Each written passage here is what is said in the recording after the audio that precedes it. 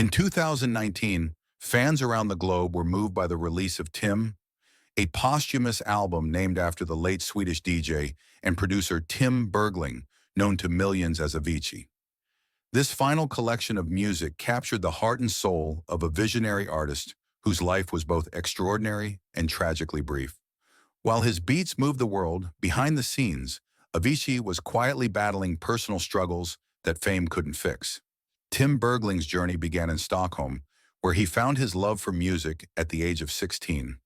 Influenced by his older brother, who was also involved in the music scene, young Tim began teaching himself music production. With nothing more than a cracked version of FL Studio, he started experimenting and releasing tracks online.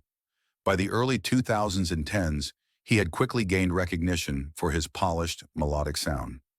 Avicii wasn't just another DJ, he was a force.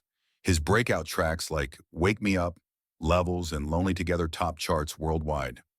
Collaborations with big names like Aloe Blacc, Rita Ora, and Coldplay solidified his place as a global music icon. He earned 2 Grammy nominations and performed sold-out shows across the world. But while the outside world saw a superstar, behind the curtain, Tim was overwhelmed by the demands of his career. The endless touring, interviews, and expectations took a toll. In 2014, he was hospitalized for acute pancreatitis, a condition tied to excessive alcohol use. Complications led to gallbladder and appendix removal. As the physical pain grew, Tim sought relief, which reportedly led to the use of prescription painkillers, setting him on a dangerous path. In 2016, Avicii shocked fans by announcing a break from live performances. At just 26, he stepped back to focus on his health and well-being. He sought professional help, entered rehabilitation programs, and explored meditation in hopes of finding peace. Those close to him said he dedicated long hours to spiritual healing, journaling, and reflection during this time. Despite signs of progress, there were growing concerns. In April 2018, Tim traveled to Oman for a vacation. Friends noticed troubling changes in his behavior and expressed concern to his family. In one particularly alarming phone call, he made remarks that hinted at emotional distress. His brother, fearing the worst, flew to Oman to find him, but sadly it was too late.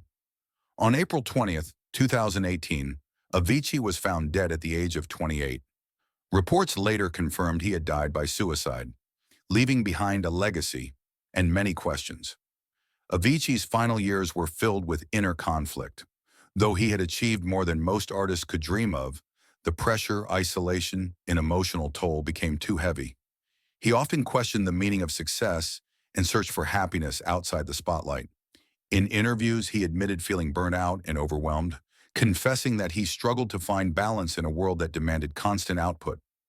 Following his passing, his family described him as a sensitive and gentle soul, deeply appreciative of his fans, but not built for the relentless pace of the industry. He had withdrawn from the limelight not because he no longer loved music, but because the fame that came with it made him feel lost. In one of his last public statements, Avicii expressed a desire to focus solely on what brought him joy, making music in the studio. He wrote, "The next stage will be all about my love for creating, not performing." It was a quiet declaration of hope and a reminder that, for Tim, music was not about glory. It was about connection. His legacy lives on in the beats he left behind and in the hearts of those he touched.